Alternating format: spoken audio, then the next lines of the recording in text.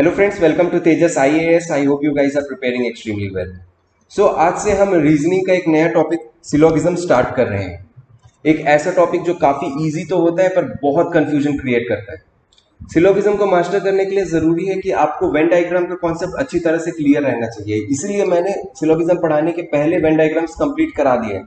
सो अगर आपने वो वीडियोस नहीं देखे हैं या अगर आप इस चैनल पे न्यू है तो पहले ऊपर आई बटन पे क्लिक कीजिए, वहां वेन डायग्राम्स के वीडियोस के लिंक है, आप वहां जाके उन्हें कंप्लीट कीजिए, देन यहाँ से कंटिन्यू कीजिए फॉर बेटर अंडरस्टैंडिंग।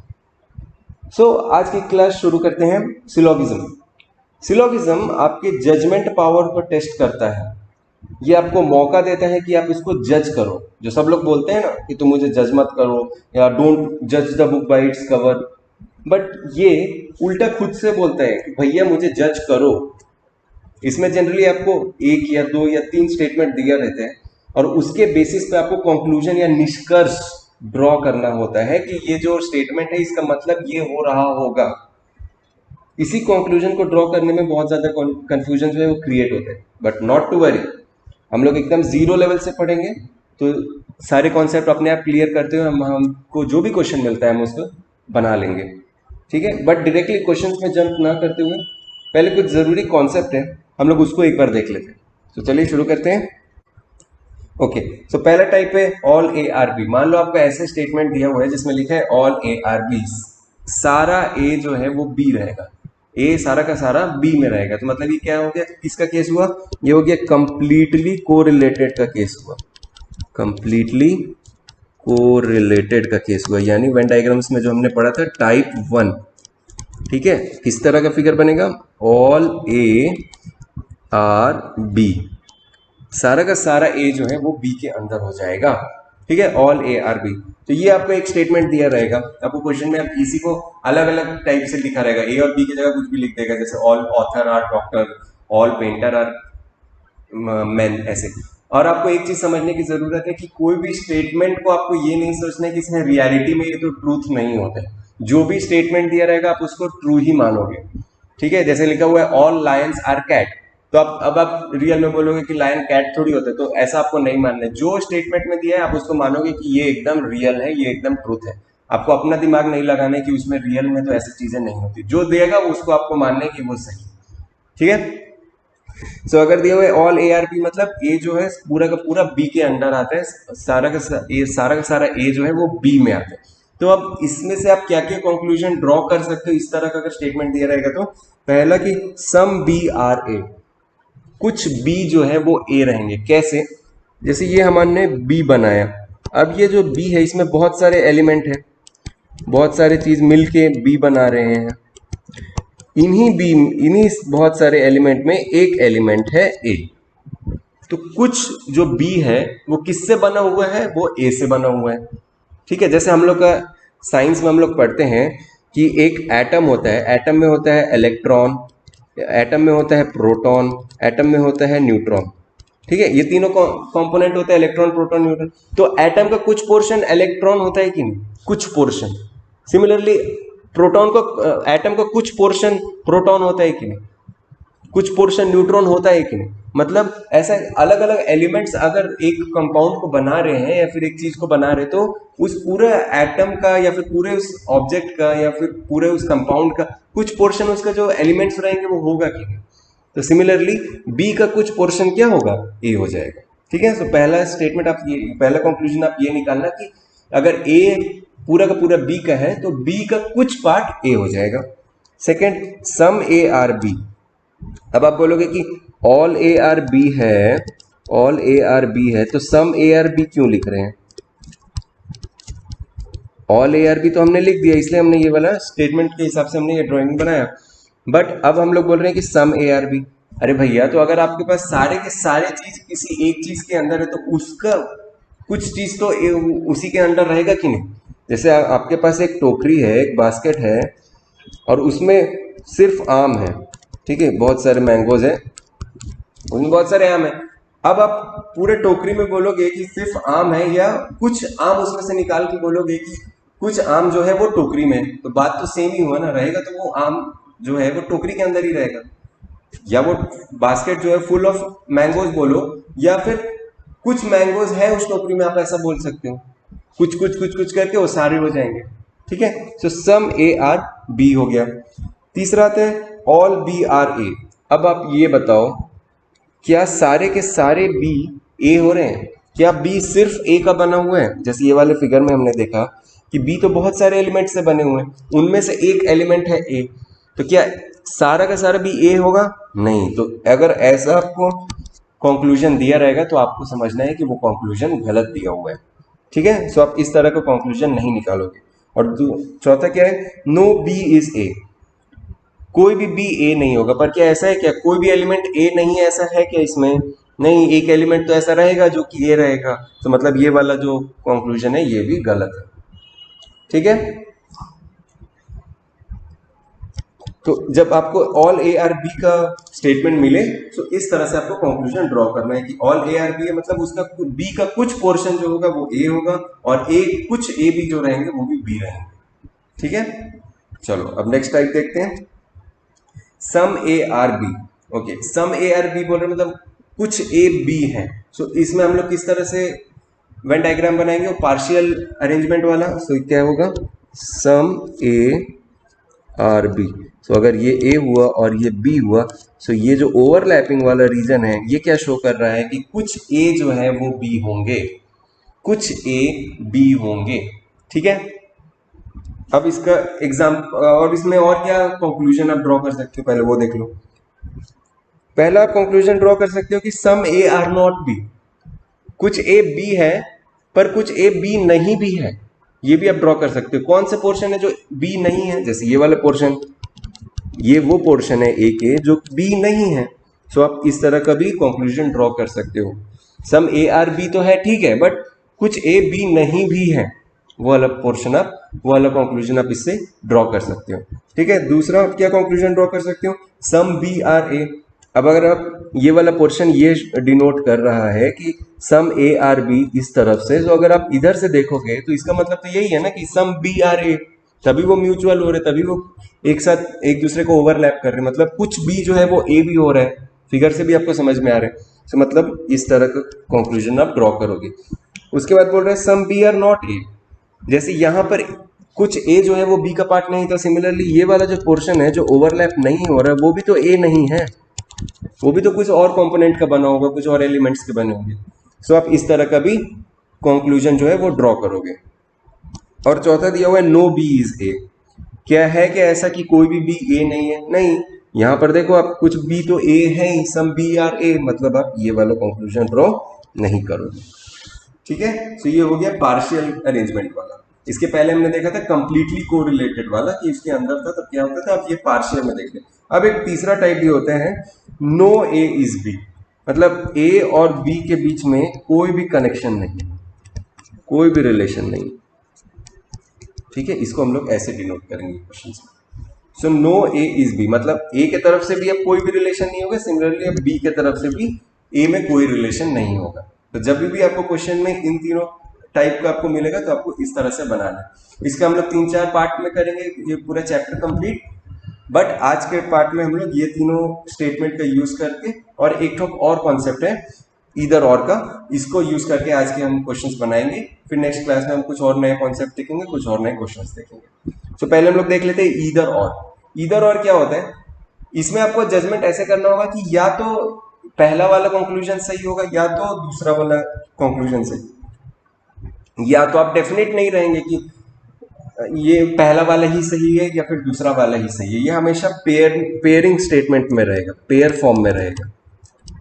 मतलब जो दो कंक्लूजन जितने भी दिए रहेंगे उसमें हमेशा दो कंक्लूजन के बीच में डिसीजन रहेगा कि या तो कंक्लूजन 1 सही है या तो 2 सेकंड सही है। ठीक है, आप कंफर्म नहीं रहेंगे कि ये एकदम सही है या ये एकदम सही है। अगर कंफर्म हो जाओगे तो फिर आप इधर और नहीं लगा सकते। इधर और किस लिए लगाते हैं, या तो ये या तो वो, इस केस में आप लगाते हो। सो इधर और के केस आप तभी लगाओगे जब आप दो कंक्लूजन के बीच में आपको पॉसिबिलिटी लगेगा कि हाँ ये हो सकता है, आप डेफिनेट नहीं होगे।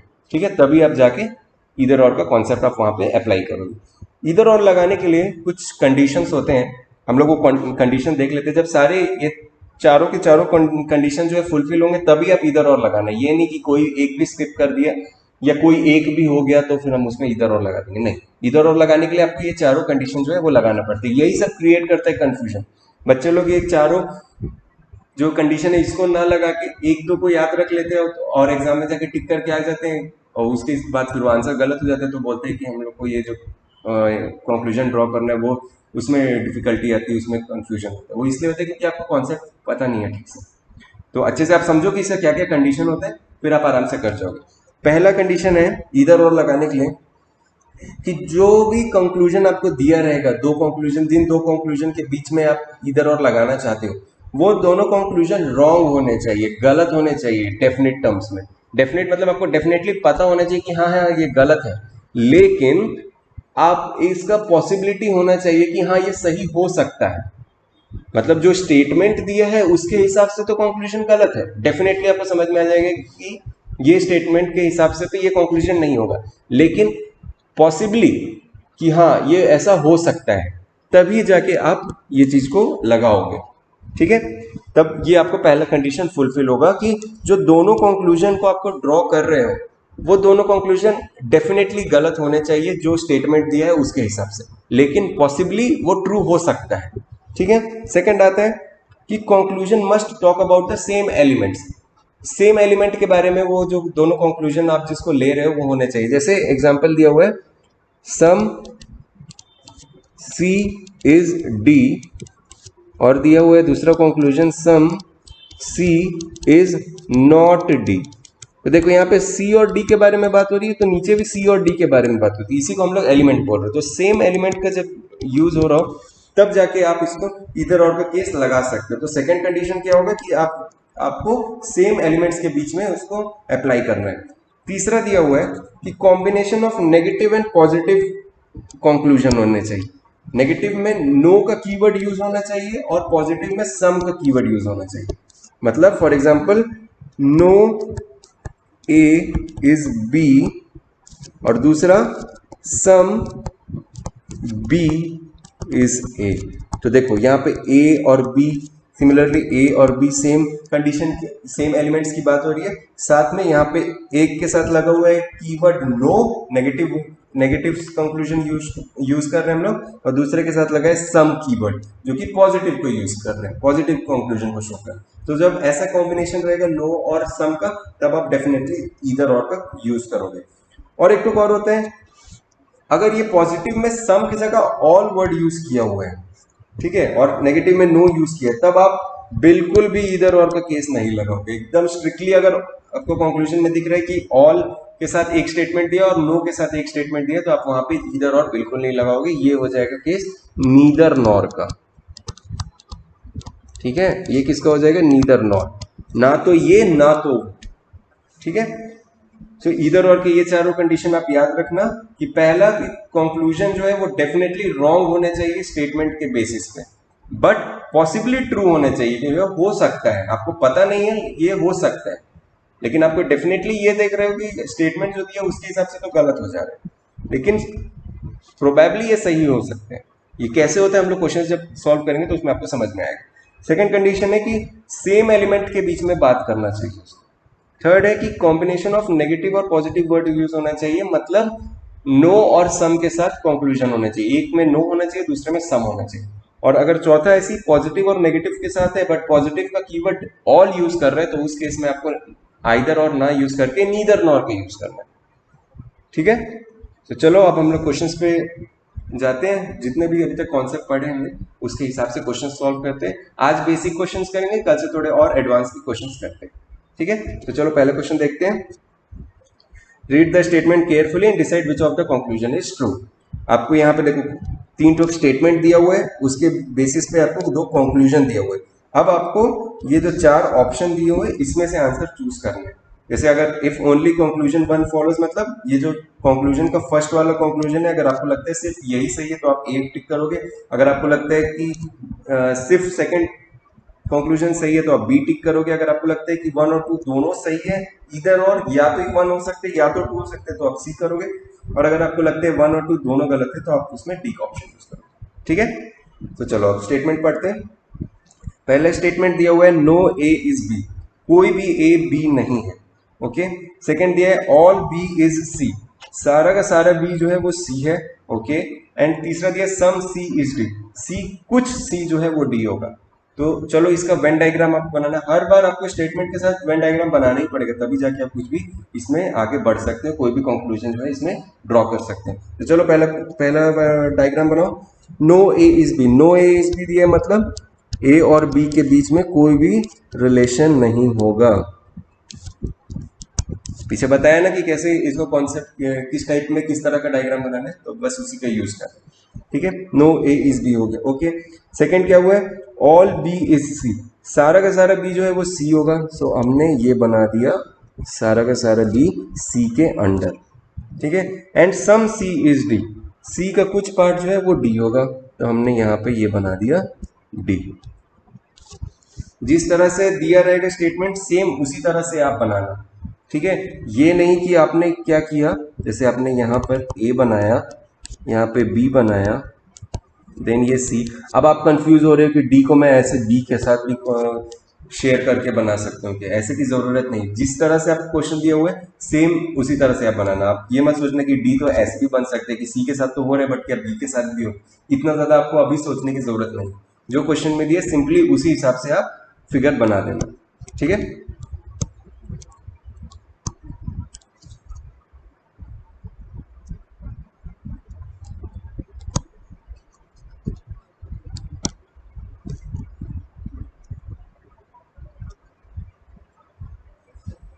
ओके।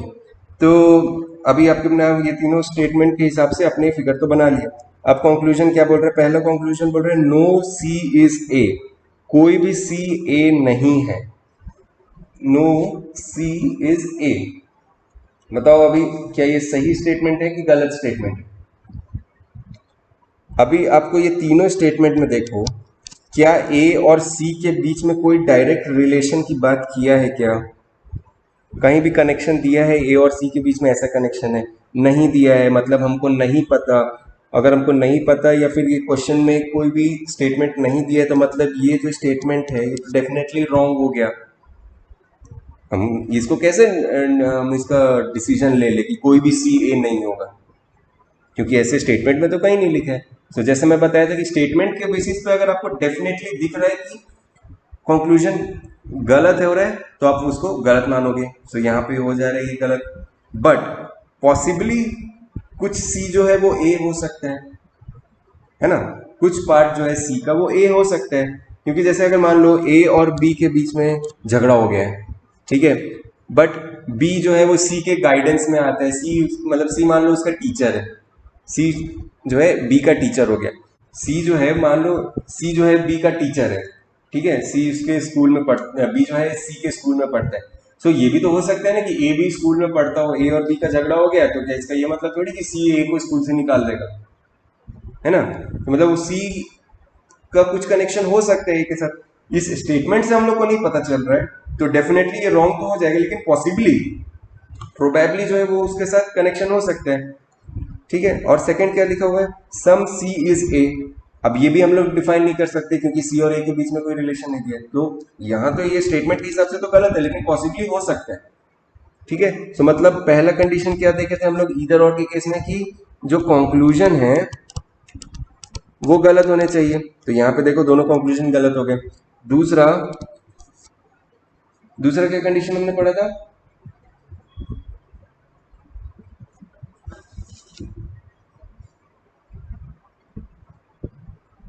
कि सेम एलिमेंट के बीच में होना चाहिए।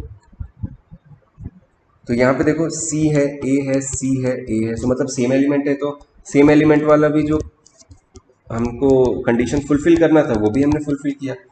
तीसरा तीसरा क्या था कि नो और सम का यूज होना चाहिए था, तो देखो यहाँ पे नो और सम का यूज है, तो नो और सम का यूज है।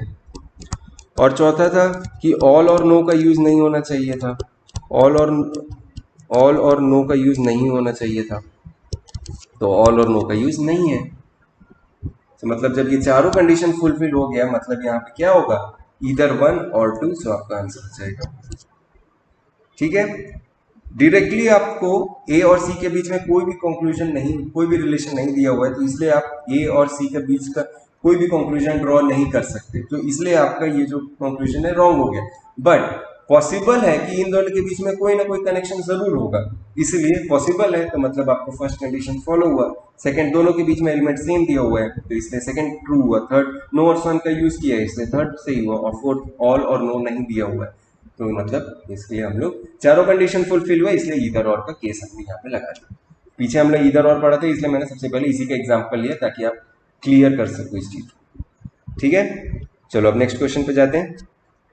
Read the statement carefully and decide which of the conclusion is true. Statement देखो क्या लिखा है, सम ए आर बी। आप तुरंत आप स्टेटमेंट के साथ साथ आप वेन डायग्राम्स बनाना शुरू कर देना। Some A are B, some A are B मतलब इसको आपने ओवरलैपिंग कर दिया, some A are B. Okay, no B is C, B के साथ सी का कोई कनेक्शन नहीं है। ठीक है, अब आप कंक्लूजन ड्रॉ करो। सम ए आर सी, क्या ए और सी के बीच में कोई भी रिलेशन दिया हुआ है स्टेटमेंट में? नहीं दिया हुआ है, तो मतलब आप इसको अपने आप से एज्यूम नहीं करोगे, कुछ भी चीज आपको इसमें एज्यूम नहीं करना है। जो जो चीज दिया हुआ है बस उसके हिसाब से आपको आंसर या फिर जो भी कंक्लूजन वो ड्रॉ करना है। तो ए और सी के बीच में कोई भी रिलेशन जो है वो नहीं दिया हुआ है, तो पहला कंक्लूजन हमारा हो जाएगा रॉन्ग। दूसरा आता है सम बी आर ए। तो जैसे पिछले वाले में पढ़े थे कि अगर ये वाला पोर्शन जो है ओवरलैप हो रहा है मतलब सम ए आर बी है, तो अगर आप इधर से देखोगे तो कुछ बी जो है वो भी तो ए हुआ, तो यहाँ पे आपको हो जाएगा सेकेंड वाला कंक्लूजन सही है। मतलब if only conclusion two is following, मतलब आंसर हो गया आपका ऑप्शन बी। ठीक है, आपको कोई भी अपने से एज्यूम नहीं करना है कि ए और सी के बीच में कुछ यहाँ पे रिलेशन होगा। ठीक है, क्योंकि यहाँ पे ए और सी के बीच में कोई रिलेशन नहीं दिया हुआ है। जैसे पिछले वाले में भी हमने किया था, कंक्लूजन को हमने जब ए और सी के बीच में रिलेशन नहीं दिया था तो वहां भी हमने उसको रॉन्ग माना था, यहाँ भी हम इसको रॉन्ग मानेंगे। ठीक है, चलो अब नेक्स्ट पे जाते हैं। अब आप यहाँ पे, हाँ एक और डाउट है, यहाँ पे आप ये सोच सकते हो कि जैसे पीछे वाले में हमने ये बोला कि जब रिलेशन नहीं दिया तो हमने उसको कैंसिल तो कर दिया, बट हमने ये सोचा कि पॉसिबल है कि ए और सी के बीच में कोई रिलेशन हो सकता है। ठीक है, हमने ये माना था पॉसिबल, तो हम यहाँ भी इसको मान सकते हैं। चलो एक काम करो, आप यहाँ भी इसको मान लो कि पॉसिबल है कि ए और सी के बीच में रिलेशन हो सकता है, बट क्योंकि इसके आगे का कोई भी कंडीशन जो है वो फॉलो नहीं हो रहा है, कि जैसे यहाँ पे सेम एलिमेंट्स यूज नहीं हो रहे, यहाँ पे ए सी और बी और ए दो तीन एलिमेंट यूज हो गए, सो इसीलिए जब सेकंड कंडीशन फुलफिल नहीं हुआ तब जाके आप इधर और का कंडीशन आगे नहीं लगा सकते। ठीक है, सो अब ये अगर कंफ्यूज मत होना कि पिछले वाले में हमने क्यों पॉसिबल मान लिया था और इसमें पॉसिबल नहीं मान, इसलिए नहीं मान रहे क्योंकि ये आगे जाके फुलफिल नहीं हो रहा। ठीक है, चलो नेक्स्ट क्वेश्चन पे जाते हैं। सम पेंटर्स आर डॉक्टर्स, तो आपने बना दिया some painters are doctors. No doctor is lady, किसी कोई भी डॉक्टर जो है वो लेडी नहीं है। पिछले फिगर जैसे ही इसका भी फिगर बना है। अब इसका कंक्लूजन देखो, some doctors are not ladies. देखो क्या लिखा है, नो डॉक्टर इज लेडी लिखा है, मतलब कोई भी डॉक्टर लेडी नहीं होगी। कोई भी डॉक्टर, कितने भी आप डॉक्टर ले लो उसमें से कोई भी डॉक्टर लेडी नहीं होगी। तो नीचे क्या लिखे, some doctors are not ladies. So उन कोई भी डॉक्टर में से आपने 4-5 डॉक्टर को भी उठाया तो वो भी तो लेडीज नहीं होंगे। अगर आपके पास 100 डॉक्टर है, 100 के 100 डॉक्टर मेल डॉक्टर्स है, अब उसमें से आप 10 डॉक्टर निकालोगे तो वो 10 भी तो लेडीज नहीं होंगे। सो मतलब जो पहला स्टेटमेंट लिखा है, कंक्लूजन दिया है some doctors are not ladies, ये बिल्कुल सही है। ठीक है, बिल्कुल सही कंक्लूजन। सेकंड क्या लिखा है, सम लेडीज आर डॉक्टर। अब ये आप कैसे डिफाइन कर ले रहे हो? अब अगर आपके पास कोई भी डॉक्टर अगर लेडीज ही नहीं है तो आप कैसे आप ये बोल सकते हो कि जो लेडीज है उनमें से कुछ लोग डॉक्टर हो जाएंगे? अगर ऐसा रहता है तो कुछ डॉक्टर्स भी तो लेडीज होते हैं ना, दोनों तरफ से होता है। तो मतलब ये वाला जो कंक्लूजन है ये रॉन्ग। सो आपका आंसर क्या हो जाएगा, ओनली वन फॉल्स, ए। ठीक है, इजी रहता है, बस आपको थोड़ा सा समझना है, अपना बुद्धि अपने आप से एजम्पशन में नहीं लगाना है। ठीक है, जो चीज दी है बस उतना में ही लगाना है। ठीक है, चलो नेक्स्ट पे जाते हैं। No women can vote, some women are politicians. Okay, so आप एक बना दो, ये हो गया वुमेन और ये हो गया वोट। ओके, एंड आपने, और इसके बीच में नो है तो ये बना दिया, and some women are politicians, तो सम वुमेन है तो आपने इसको इस तरह से इसको पॉलिटिशियन बना दिया और इसको इधर से आपने ओवरलैप कर दिया, ठीक है। सो इस तरह का आपको फिगर बना। अब क्या लिख रहा है, मेल पॉलिटिशियंस कैन वोट। सो देखो यहाँ पे कहीं भी आपको मेल की बात हो ही नहीं रही है, तो जब ऐसे अलग से कुछ भी बाहर से आता है चीज, आप उसको सीधा सीधा से रॉन्ग कर दें, ठीक है। यहाँ पे कहीं भी मेल की बात नहीं है, तो अगर आप ये लिखा हुआ है कि नो वुमेन कैन वोट, तो मतलब आप ये मत निकाल लो कि मैन कैन वोट। आपको एक तीसरा कैटेगरी या चौथा जो चीज है जो बाहर से आउटसाइड द वर्ड से आपको उसको लेके आके नहीं लाना है। तो अगर ऐसे कहीं भी कभी भी आपको कंक्लूजन में इस तरह का वर्ड मिले जो कि आपके स्टेटमेंट से रिलेटेड नहीं हो रहा है, आप उसको सीधे सीधा कैंसिल कर देना। उसके बाद लिखा है सम पॉलिटिशियंस कैन वोट। अब देखो पॉलिटिशियंस और वोट के बीच में ऐसा डायरेक्टली तो कोई भी रिलेशन नहीं दिया हुआ स्टेटमेंट में, तो मतलब हम लोग यहाँ पे इसको अपने आप से इन्फर नहीं कर सकते। पॉसिबली हो सकता है, लेकिन यहाँ पे इधर और का केस तो लग नहीं रहा है, आगे के कंडीशंस नहीं फुलफिल हो रहे हैं, तो मतलब ये वाला भी हो जाएगा रॉन्ग। मतलब आपका आंसर हो जाएगा डी, इफ नीदर वन और नॉट टू फॉलोज, ठीक है। चलो आज का लास्ट क्वेश्चन देखते हैं हम लोग। ऑल लायंस आर कैट्स और कैट्स आर पेट्स, ठीक है। अब ये सब मत सोचना लायन कैसे कैट हो जाएगा, ठीक है। मैं बोला हूं ना, स्टेटमेंट को जो दिया हुआ है आप उसको ट्रुथ मानना, उसमें आपको सोचने की जरूरत नहीं कि ये कैसे सही होगा या गलत है, ठीक है। So all lions are cats मतलब आप कैसे बनाओगे, ऑल लायंस आर कैट्स, सारे के सारे लायन जो है वो कैट हो जाएंगे, and all cats are pets, सारे के सारे कैट जो है वो पेट हो जाएंगे। ये सब एक दूसरे से कोरिलेट हो रहे हैं। तो कंक्लूजन क्या दिया, ऑल लायंस आर पेट्स, बिल्कुल सारे के सारे लायन जो हैं वो पेट के अंदर ही तो आ रहे हैं, तो मतलब सारे के सारे लायन जो हो जाएंगे वो पेट हो जाएंगे, ठीक है। आप ये मत सोचो कि लायन पेट थोड़ी हो सकता है, ये सब नहीं सोचो, ठीक है। सेकंड दिया हुआ ऑल पेट्स आर लायंस, क्या सारे के सारे पेट्स सिर्फ लायंस है, नहीं, पेट के तो कैट भी है, और भी अंदर और भी बहुत सारे एलिमेंट्स होंगे, ठीक है। So all pets are lions है, ये रॉन्ग है, तो मतलब ओनली कंक्लूजन वन फॉलोज।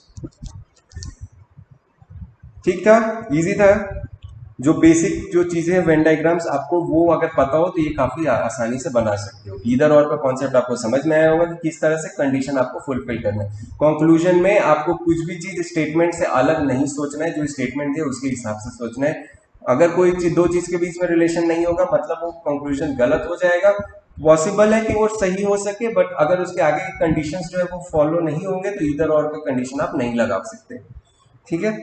सो आज की क्लास में हमने बेसिक्स समझे, पूरा सिलोगिज्म के बारे में। बहुत सारे क्वेश्चंस आपको एग्जाम्स में इसमें आते ही है, 6 से 8 नंबर के क्वेश्चंस कहीं नहीं जा रहा है आपको, ये अगर टॉपिक आपने कंप्लीट अच्छे से कर लिया तो।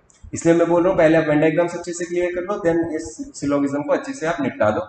बहुत ईजी रहता है, आपका टाइम भी बचेगा और आपको एश्योरेंस भी मिल जाएगा कि हाँ ये वाला मेरा क्वेश्चन सही है, इतना नंबर तो मेरे को मिल रहा है, ठीक है। कल से हम लोग कुछ और थोड़े एडवांस क्वेश्चंस करेंगे, थोड़ा टफ टॉपिक देखेंगे, कुछ और कॉन्सेप्ट देखेंगे, फिर आगे बढ़ेंगे, ठीक है। So with this I would like to end this class. आपको अगर कोई भी सजेशन हो या कोई भी डाउट हो आप मुझे कमेंट सेक्शन में कमेंट करके बताइएगा, मैं आपको 2 to 3 आवर्स में रिप्लाई कर दूंगा। या अगर आप चाहते हैं कुछ इंप्रूवमेंट करने का तो आप मुझे बिल्कुल बताइए, हमारे लिए फिजिबल हुआ तो हम उसको बिल्कुल अप्लाई करेंगे, ठीक है। अगर आपको इस वीडियो लेक्चर का पीडीएफ नोट्स चाहिए तो नीचे डिस्क्रिप्शन बॉक्स में आपको टेलीग्राम का लिंक मिल जाएगा, आप वहां पे जाके हमारे टेलीग्राम चैनल को ज्वाइन कर सकते हो, ठीक है। तो with this I would like to say thank you, good day and bye.